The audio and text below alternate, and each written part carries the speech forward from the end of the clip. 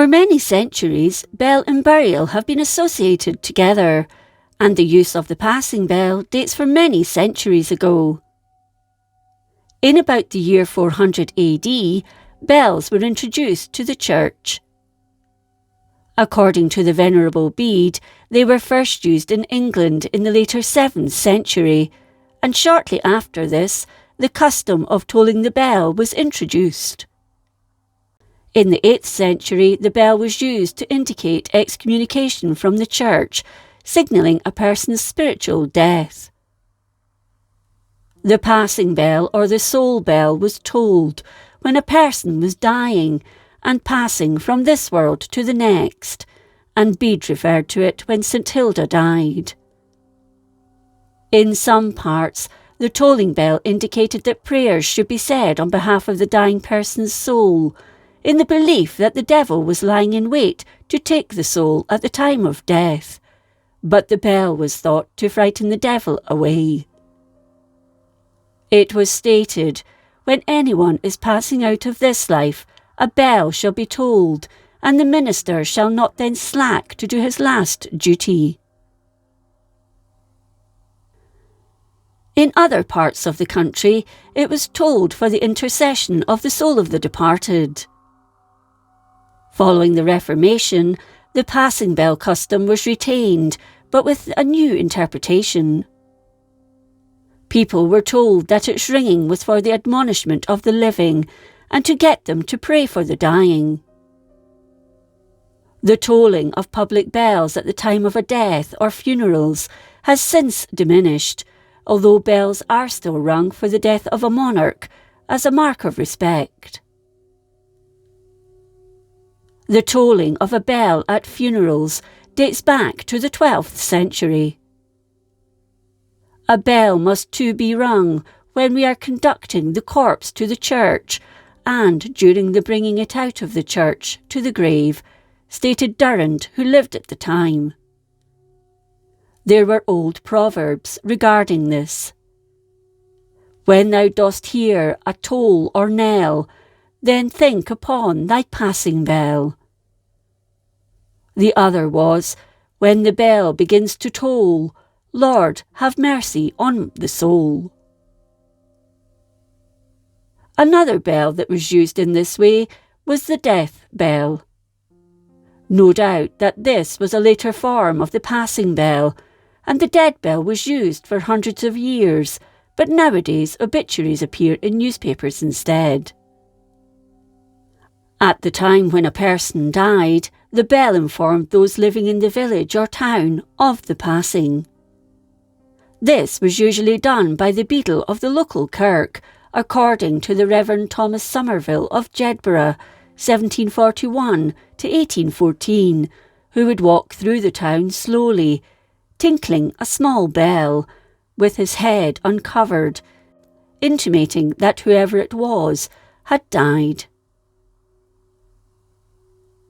In Jedburgh, this last took place in the early 19th century, and it wasn't always during sociable hours, but as soon as the news reached him, the kirk officer grabbed his bell and walked the streets.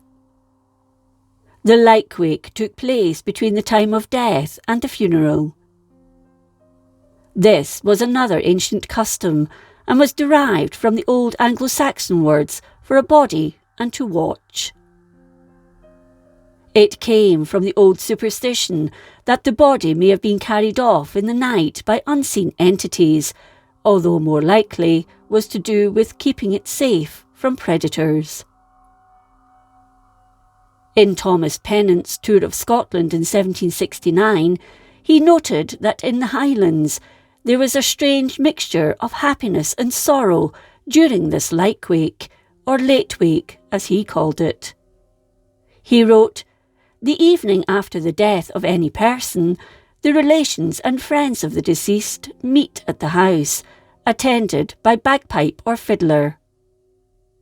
The nearest of kin, be it wife, son or daughter, opens a melancholy ball, dancing and greeting, i.e. crying violently at the same time.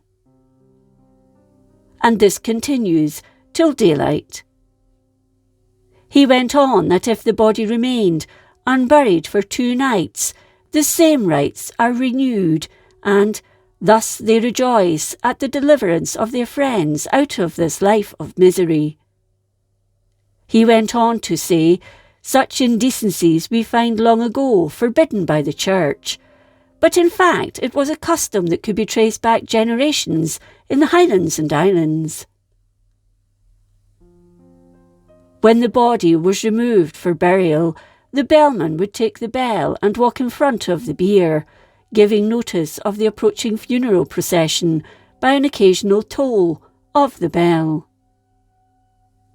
As the bell was seen as an invitation to attend the funeral, large crowds appeared at the kirk and the cemetery for the committal. At that time, female relatives of the departed walked at the back of the funeral procession until they reached the gate or the threshold of the churchyard, where they stopped and dispersed.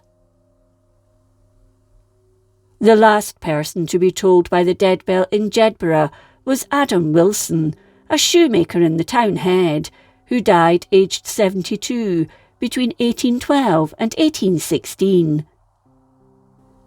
He was buried in the Abbey kirkyard.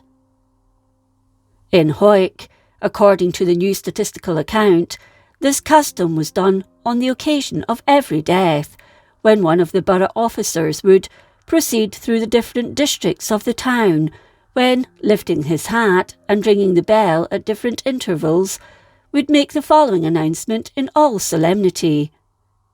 I hereby take you to wit that, whoever it was, our brother or sister departed this life at whatever time o'clock, according to the pleasure of our Lord. At Hawick, after this intimation and invitation had been given, the bell was taken to the house of the dead person and placed in the bed where the body lay. This was due to superstition, and it wasn't removed until the body was taken to the burial ground. This bell was known as the Hawick dead bell, or locally as the Hawick deed bell, and had been cast in Holland in 1601 by John Burgesshouse. One of the first bellmen to use it was Jock Scott in 1612. It belonged to local magistrates, but was paid for in part by local parishioners. In 1722, the bell was repaired by John Scott, a local blacksmith, and the handle was added. It fell out of use in 1790, thanks to obituaries appearing in newspapers instead, and was twice saved from being melted down. In 1858, it was presented to the Hawick Archaeological Society by the Town Council, with the last bellman ever to use it being Alexander Stainton around the early 1900s. A French prisoner of war held in Jedburgh in 1812 drew a funeral procession he saw from his cell, in which a funeral, with the bellman walking in front, was seen under the town clock on its way to the churchyard. This custom was where the bell was carried in front of the coffin and rung in order to frighten away evil spirits all over the area. Unlike the Hawick dead bell, the Jedburgh one has been less fortunate.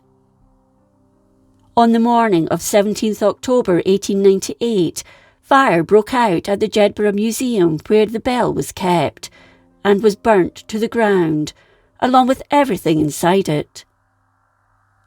A few metal relics, including the bell and the hangman's ladle, did survive, but were badly damaged.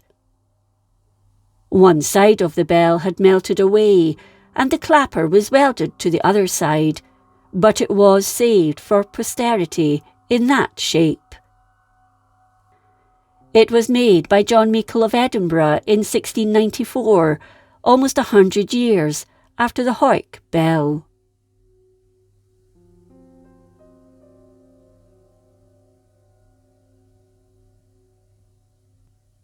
If you enjoyed this episode of Scotland's History, please like, comment and subscribe. Until next time, thank you for watching.